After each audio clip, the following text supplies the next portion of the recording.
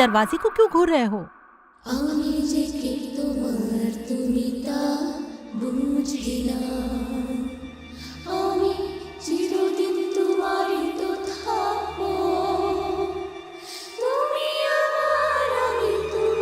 रिया पता नहीं क्यों पर दरवाजे के पीछे से किसी लड़की की दर्द में गाने की आवाज आ रही है। विवान, ये तुम्हारा वहम है और कुछ नहीं। महल में और भी पेंटिंग बची हुई हैं, उनको स्कैन करते हैं। क्यों तुम इस दरवाजे के पीछे अपना वक्त जाया कर रहे हो? पर विवान ने रिया की एक नहीं सुनी और दरवाजे पर से सारे ताबीज, नींबू और गुड़िया उतार कर फेंक दिए और एक धक्के से दरवाजा खोल रिया के साथ कमरे में चला गया। रिया भी उस कमरे को देखकर चौंक गई। जब उसने कमरे को ध्यान से देखा तो उसकी आंखें फटी की फटी रह गई। कमरे के दीवारों पर बड़ी बड़ी पेंटिंग्स और आलीशान मूर्तियां रखी हुई हैं। तभी अचानक रिया को एक दीवार के एक खाने में किसी आदमी का सर रखा दिखाई दिया। विवान, इस सर की मूर्ति को देखो, देखने में कितनी असली लगती है ना?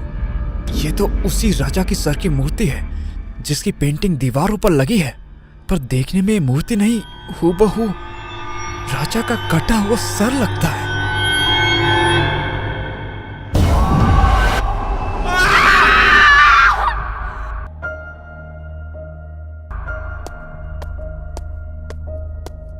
अरे कहाँ मर गए सबके सब?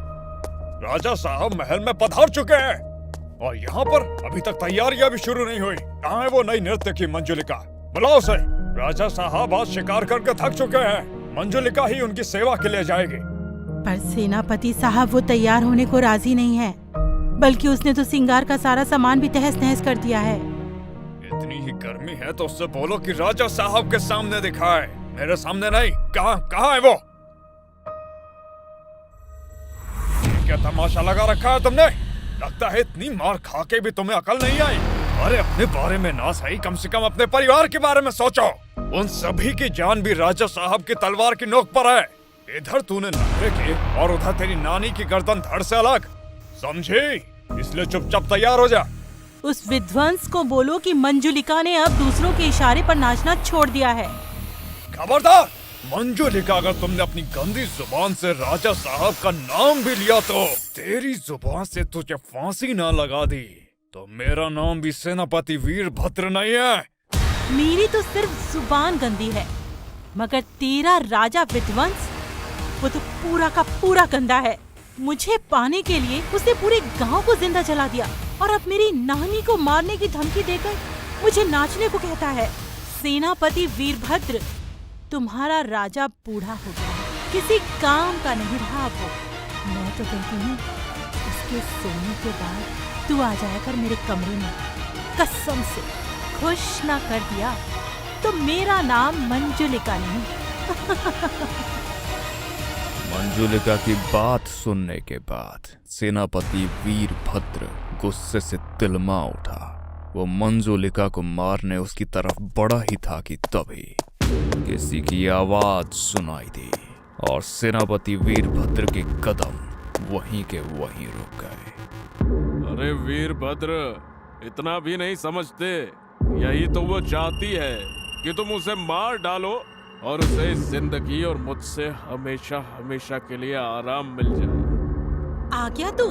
कसम से बड़ा ही बेशर्म किस्म का इंसान है तू। इतनी बातें सुनने के बाद भी अपना मुंह उठाकर रोज रात को चला आता है मेरे पास। अब क्या करे मंजू, तेरी जवानी मुझे जीने नहीं देती और मरना मैं चाहता नहीं हूँ। इसीलिए रोज आता हूँ तेरे पास ताकि खुद को जिंदा रख सकूं, तुझे तड़पा सकूं, तुझे तकलीफ दे सकूं। वो क्या है ना, जब तक खूबसूरत चीज पर दाग ना लगा हो वो खूबसूरत ही रहती है, नायाब नहीं होती। ये कहते हुए राजा विध्वंस जबरदस्ती मंजुलिका के गालों को छूता है, फिर धीरे धीरे उसे गुस्से से मसलने लगता है। मंजुलिका को ऐसे दर्द में तड़पता देख राजा विध्वंस की आंखें चमक उठी। उसे मंजुलिका को दर्द से कहराते देख मजा आ रहा था। चल तू भी क्या याद रखेगी, किसी दरिया दिल राजा से तेरा पाला पड़ा था। जा, आजाद कर दिया तुझे। बस आज आखिरी बार दिल खोल कर मेरी महफिल को रोशन कर दे, उसके बाद मैं तुझे हमेशा हमेशा के लिए आजाद कर दूंगा। अब मैं भी अपने प्रेमी के साथ खुली हवा में सांस लूंगी, अपना परिवार बसाऊंगी। राजा विध्वंस अपने सिंहासन पर बैठा हुआ, उसके मंत्री भी और प्रजा से पूरी सभा सजी हुई है। सबके मन में मंजुलिका का नृत्य देखने की लालसा कि तभी मंजुलिका पूरी तरह श्रृंगार में डूबी किसी अप्सरा की तरह लग रही थी।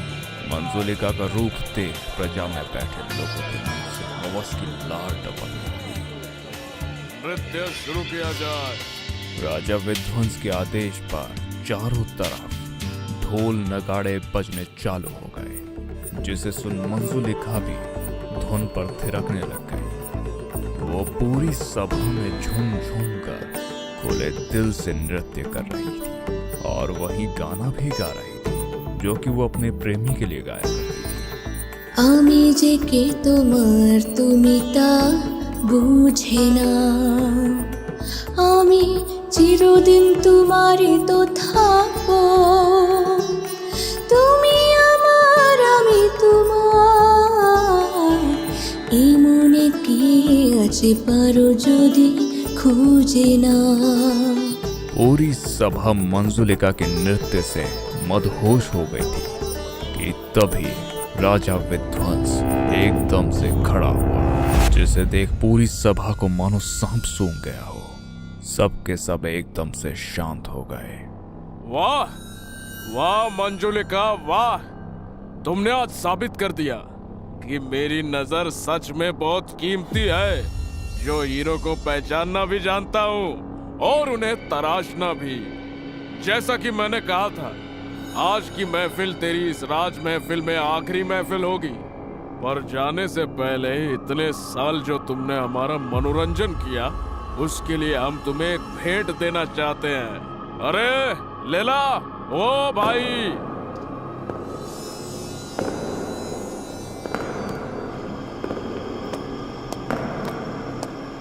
ये लो मंजुलिका, हमारा तोहफा। उम्मीद है तुम्हें बेहद पसंद आया है। ये लो हमारा पहला तोहफा, तुम्हारी माँ का सिर। मंजुलिका को अपनी माँ का कटा हुआ सर देख सदमा लगा था। वो माँ का सर देख चीखने ही वाली थी कि राजा विध्वंस ने मंजुलिका को बालों से पकड़ लिया और दूसरी थाली की ओर बढ़ गया। प्रजा भी ये सब देख चौंक गई। फिर से एक बार और सबके मुंह खुले हुए थे, लेकिन इस बार उसकी वजह डर था। ये देख तेरे पिता का कटा हुआ सर। ये रही तेरी छोटी बहन, ये तेरा छोटा भाई, ये थी तेरी नानी, और अब बारी है तेरे दिल के सबसे करीबी इंसान के सर की, तेरा प्रेमी। मंजुलिका से जुड़ा हर एक शख्स का सर राजा विध्वंस ने उसे तोहफे के रूप में भेंट कर दिया था। मंजुलिका को भी समझ नहीं आ रहा था कि वो किसकी मौत का दुख पहले मनाए कि तभी राजा विध्वंस ने अपनी आखिरी चाल चली। अरे क्यों? आखिरी तोहफा तो देना बाकी है तुझे।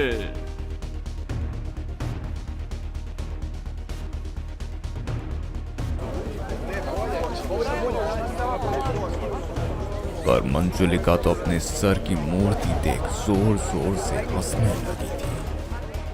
मैं जानती थी तू मेरे साथ ऐसा ही करेगा, लेकिन याद रख विध्वंस, मैं जो तेरे साथ करूंगी उसे दुनिया सदियों तक या। इससे पहले मंजुलिका अपनी बात पूरी करती, राजा विध्वंस ने एक झटके से मंजुलिका का सर धड़ से अलग कर दिया।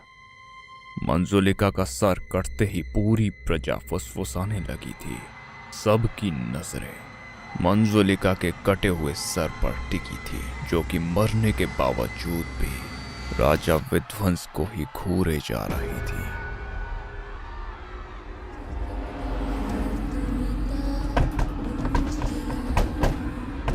मंजुलिका का गीत सुन पूरे महल में अफरा तफरी मच गई। चारों तरफ लोग मंजुलिका के डर से भाग रहे थे। मंजुलिका भी अपने हाथ में अपना ही कटा हुआ सर लेकर गीत गाते हुए राजा विध्वंस के कमरे की ओर जा रही थी, और जो कोई भी उसके रास्ते में उसे रोकने की कोशिश करता, मंजुलिका अपनी नजरों से रोशनी का वार करते ही उस शख्स के टुकड़े कर देती। मैं आ गई राजा विध्वंस। देखो, तुम्हारी मंजुलिका तुम्हारे पास आ गई। अब भी मुझसे गुस्सा रहोगे मेरे राजा? मंजुलिका की प्यार भरी बातें सुनने के बाद जैसे ही राजा विध्वंस ने अपनी आंखें खोली तो उसकी आंखें फटी की फटी रह गई। उसके सामने एक बिना सर का धड़ था, जिसका सर धड़ के हाथ में लटका हुआ उससे बातें कर रहा था। राजा विध्वंस इससे पहले कि कुछ समझ पाता, मंजुलिका राजा विध्वंस के अंदर ही विलीन हो गई और उसके पूरे शरीर पर कब्जा कर लिया।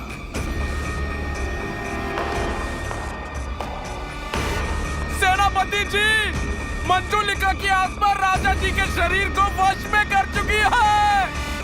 सिपाही की बात सुन सेनापति वीरभद्र तुरंत ही राजा के कमरे की ओर भागा, लेकिन उसने जो मंजर देखा वो सेनापति कभी नहीं भूलने वाला था। राजा विध्वंस अपने ही सीने का मांस नोच कर खा रहा था। इस बीच राजा की नजर जैसे ही सेनापति और उसके सिपाहियों पर पड़ी तो उसने अपनी आंखों की नजर भर से सेनापति के सिपाहियों के टुकड़े कर दिए, पर सेनापति को जिंदा छोड़ दिया। तू मुझे मारने चला था ना? जा, मैंने तुझे जिंदा छोड़ा। बचा सकता है तो बचा ले। तेरे पास 2 दिन का समय है, वरना मैं इस पूरे राज्य को खत्म कर दूंगी। इतिहास के पन्नों में साइड में एक नाम रहेगा और कुछ नहीं।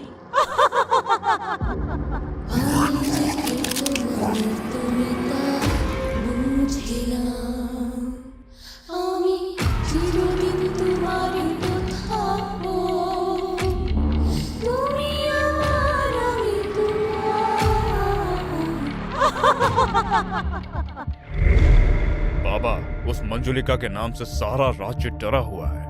अब आप ही कुछ उपाय बताइए।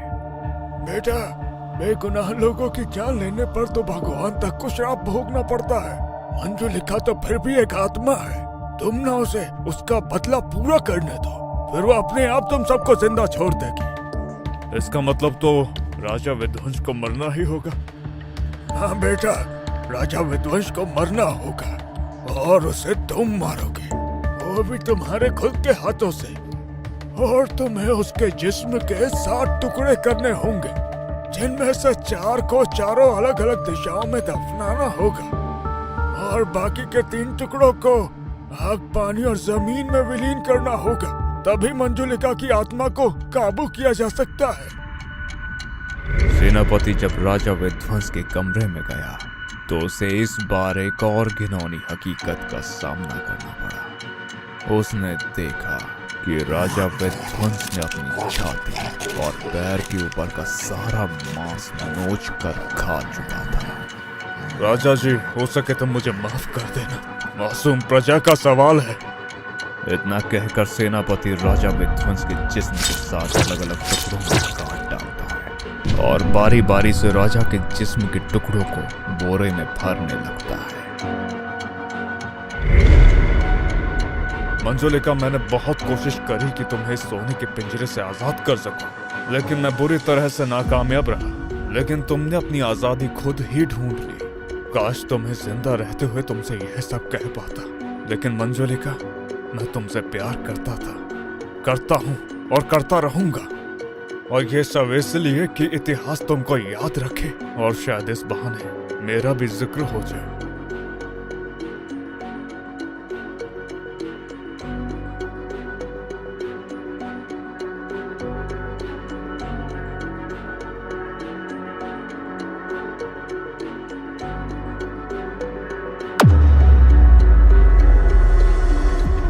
अगले दिन सेनापति बाबा के साथ मिलकर राजा के कमरे का दरवाजा मंत्र और तावीज से हमेशा हमेशा के लिए बंद कर देता है, ताकि कभी भी फिर मंजुलिका की आत्मा किसी को परेशान ना कर सके। लेकिन तब क्या होगा जब खुद ही कोई मंजुलिका के सामने मरने चला आए।